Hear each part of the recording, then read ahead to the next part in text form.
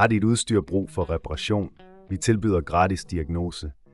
Vi henter og leverer hjemme hos dig, helt uden opkald og besvær. Vi sender dig et tilbud før reparationen, og vi går kun videre, hvis du godkender det. Nemt, gennemskueligt og professionel. Link i beskrivelsen. For at begynde reparationen af din GIGABYTE GB-BKI5, skal du først samle de nødvendige værktøjer. Du vil have brug for en skruetrækker med magnetisk spids, en antistatisk håndledsrem og en blød klud til rengøring. Det er vigtigt at arbejde i et statisk frit miljø for at undgå yderligere skader på komponenterne. Start med at slukke for enheden og frakoble den fra strømmen.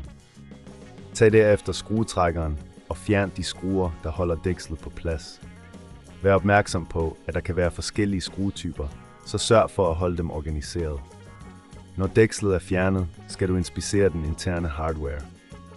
Kig efter tegn på fysisk skade på processoren, såsom brændte områder eller løse forbindelser. Hvis du ser noget mistænkeligt, kan det være nødvendigt at udskifte processoren.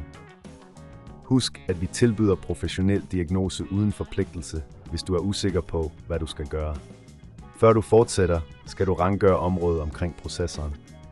Brug den bløde klud til at fjerne støv og snavs. Det er vigtigt at have et rent arbejdsområde for at sikre sig, at der ikke er nogen forhindringer, når du geninstallerer komponenterne.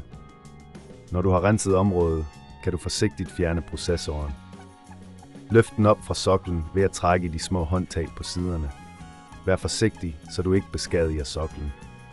Hvis du har brug for at udskifte processoren, skal du sørge for at have den rigtige model til din GIGABYTE GB-BKI5.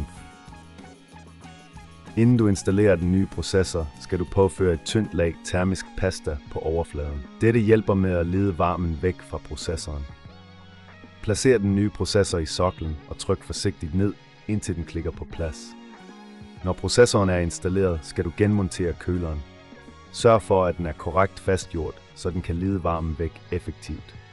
Skru skruerne tilbage i og sørg for, at de er stramme, men ikke overstramme. Når alt er på plads, kan du sætte dækslet tilbage på enheden. Husk at tjekke, at alle skruer er på plads, og at der ikke er nogen løse dele. Hvis dette virker for svært, så husk, at vi tilbyder afhentning og levering på din adresse, så du kan få hjælp uden besvær. Til sidst, tilslut enheden til strømmen og tænd den. Hvis alt er gået godt, skulle din GIGABYTE GB-BKI5 nu fungere korrekt igen. Hvis du stadig oplever problemer, tilbyder vi prisoverslag før reparation, så du ved, hvad du kan forvente. Har dit udstyr brug for reparation? Vi tilbyder gratis diagnose. Vi henter og leverer hjemme hos dig, helt uden opkald og besvær. Vi sender dig et tilbud før reparationen, og vi går kun videre, hvis du godkender det. Nemt, gennemskueligt og professionelt. Link i beskrivelsen.